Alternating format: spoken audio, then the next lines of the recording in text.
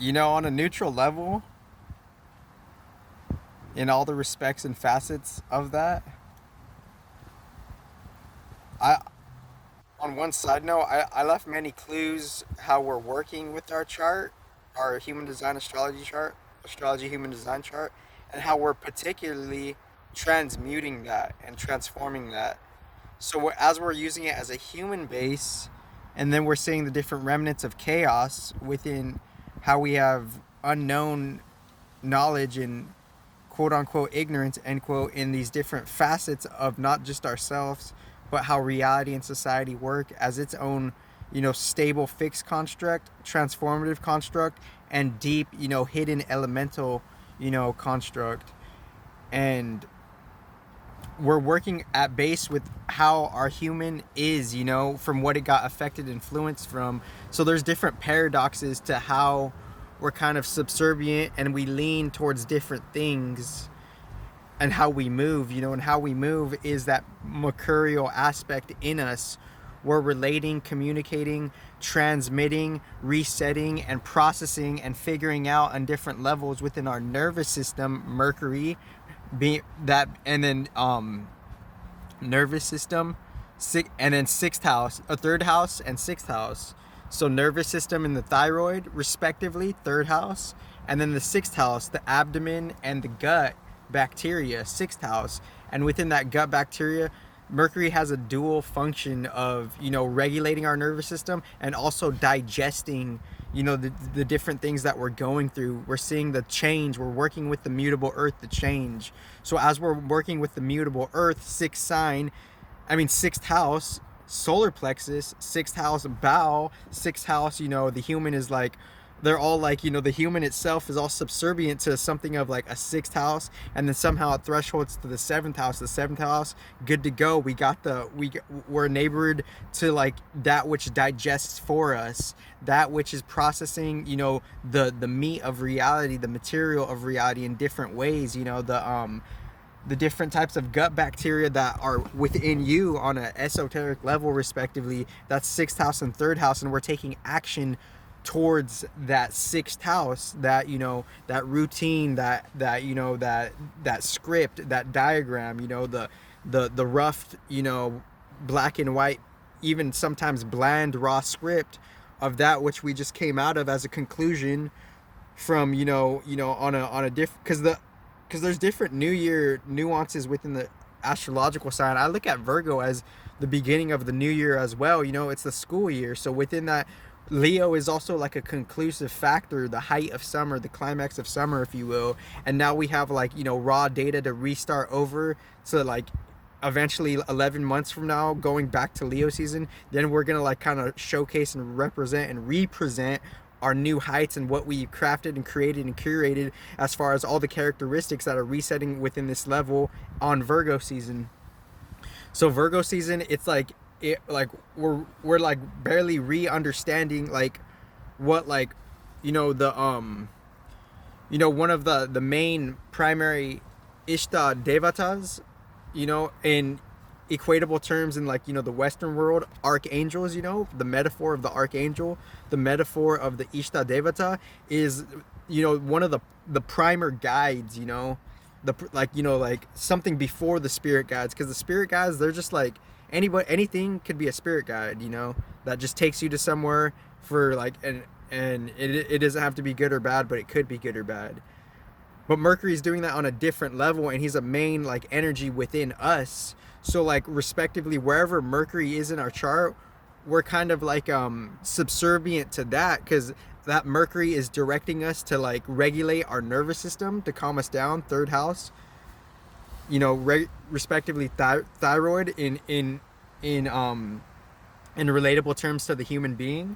And then sixth house, Mercury in the sixth house, digesting reality materially and eventually, gradually, somewhat like esoterically, respectively, right? So wherever Mercury is in our house, we're like how that's influencing us. It's giving us a signal to what we're kind of like, what our human is subservient to. Our human is subservient to like need to digest.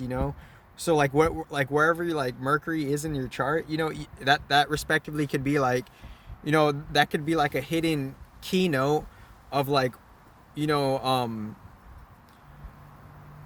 what like just a different context of the house lords respectively, because obviously like within the house lords certain things are exalted and more like as a keynote theme in like, you know, the energy heights of your chart, and the energy heights of your chart, certain like, you know, energies are more like more amplified and signified rather than others, but all of them are, no matter what, they're just in different unique ranges and magnitudes based on your understanding of your human base to wherever we're ultimately coming from wherever our soul is being sourced. Because Mercury is like on a micro level, it's taking us to our transformation as well, from the surface level back to Pluto. So it's Mercury and Pluto. It's 5 and 0, and the 5 and 0 are making um they're they're relating to all the planet, and how like all the planets are seeing the big duality of all the dualities. So like wherever you're wherever Mercury is, whatever sign it is and house it is, that's the yin and yang of what you're actually like kind of like relaying as far as a message. So you're relaying a message, you're communicating that externally, you're communicating that on a masculine level, and as you're communicating that on a masculine level, on a deeper level, we're kind of like exchanging with that, we're kind of bartering for that, we're having that or using that energy, third house and sixth house, to, and we don't know like what's giving us that energy, you know, and the thing that's giving us that energy to do all this stuff on a surface level, resetted like ground zero basis experiment, a experiment of the ground zero of how the human got originated, was the pre-code of astrology. And the pre-code of astrology, it got wrapped up by a bow by Mercury respectively, because that was like a final tier of the organization within the civilization that we came out of. And the civilization that we came out of, we're decorating that, and we're seeing the orchestrations of how things got organized, not just within the society but within the human code itself, and how we have a micro expression of Mercury, and how we're all paradoxically passengers but also drivers to the movement of that which is decaying and resurrecting and rebirthing.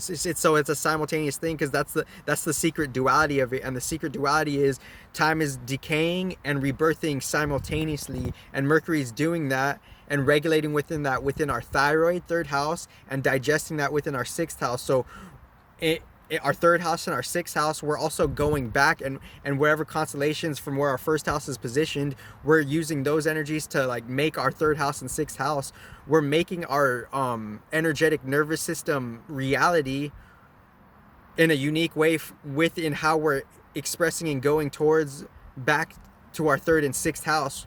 And based on your positioning from your first to the 12th house, we're going towards our third and sixth house based on what constellation is in that. Because within the constellations, it's a paradoxical yang going back to a paradoxical yin, because the constellation, as I intuitively said a long time ago, is coming out of the houses. And because like on my underground shit in 2017, it like you probably wouldn't believe how hard it slapped, but that's not the point of it. You know, that's not the point. I'm just saying it for my own energetic, documents and records or whatever. But respectively, wherever Mercury is in your chart, that's what you're subservient to, or not you as a whole, just your human.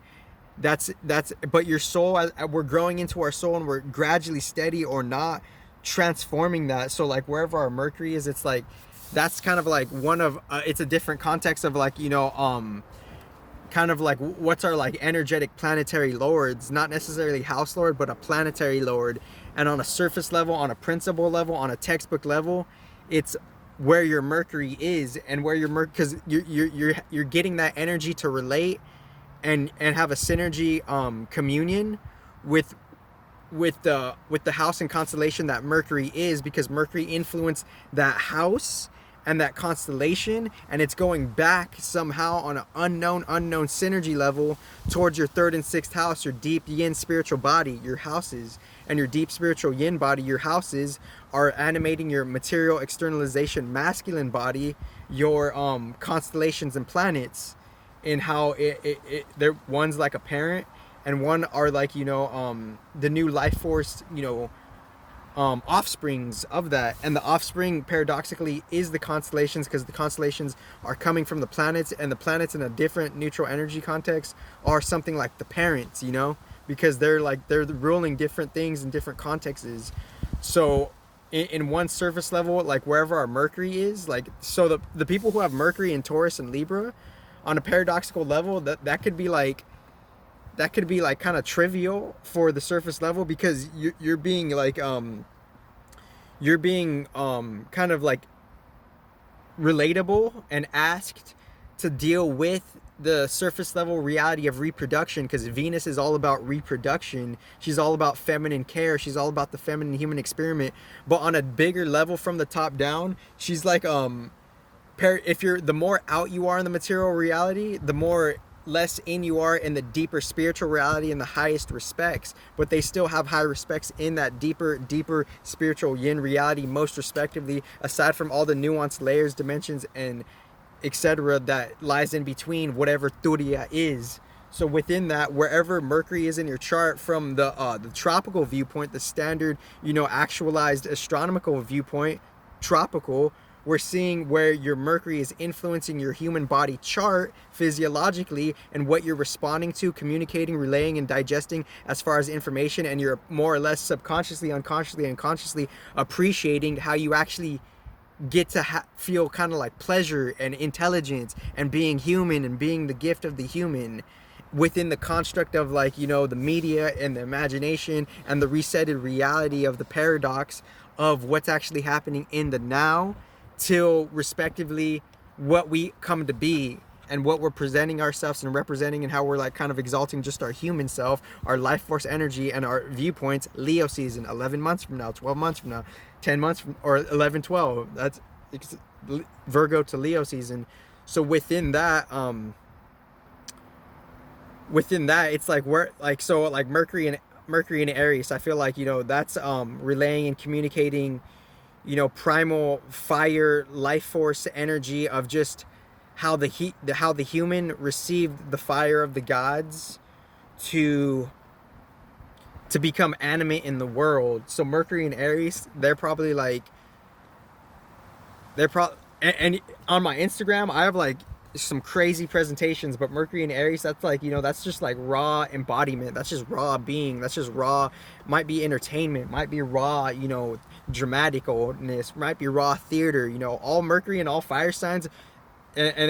So it's all, that's Mercury and all fire signs, raw entertainment, raw theater, raw, like, even like divine comedy, right? Because comedy like needs explosions, comedy needs surprises, and explosions and surprises and combustions, that's all fire element,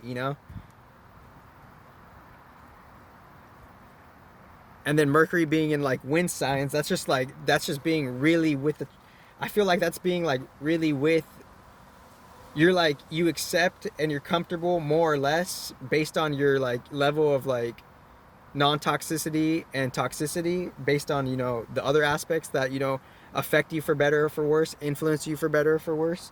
Mercury in the air signs, they're like, there could be a part of you that just accepts the transition of reality, because we're processing how things are moving. The wind is moving, but the wind and the fire, water and earth are expressing themselves in different ways. So I feel like, this is just an intuitive introduction, and obviously within the underlayer of, when astrology goes to human design, then you could get more context and depth of what Mercury is doing for you in your newly Metatronic template. Because I'm not looking at the Metatronic template as good or bad. I'm just saying that good or bad could be used detrimentally, because the human design and the gene keys, that is Metatronic, but it's how it's being used. It's not what you're doing, it's how you're doing it, it's how it's being used. It's not what's being used. And the human being, which is a surface level 4/4 part of us, 4/4 part of us, is proposed and predicated, energetically predicated upon the Metatronic template of astrology, human design, and underneath that to transcend that. But we're still using that. So on a different spiritual currency level, we're bartering with these planets because we're using their talents and we're paying them back with everything that we do based on the spiritual content that we're creating. So there's already like a spiritual non-conundrum, scenario, circumstance case in how we're already exchanging spiritual currencies on a non-material level, on a non-human level. So that's what Mercury means in your chart. And Mercury and Earth, Mercury exalted, so Earth is very paradoxical. Mercury and Earth, that's also media as well. That's production, that's coin, that's physical currency. Mercury and Earth signs, that's real money, that's real trade, that's real, like, that's real, like, upfront kind of deals. That's even, maybe even drugs, maybe even cartel. Mercury and Earth signs, that's like cartel shit. Mercury and water signs, let's attempt to focus on emotional intelligence with all the chaos that's happening. Mercury and water signs, maybe, like, seeing the chaos, being with the chaos, transforming the chaos. So Mercury in the elements. Thank you. 1555. Thank you, guys.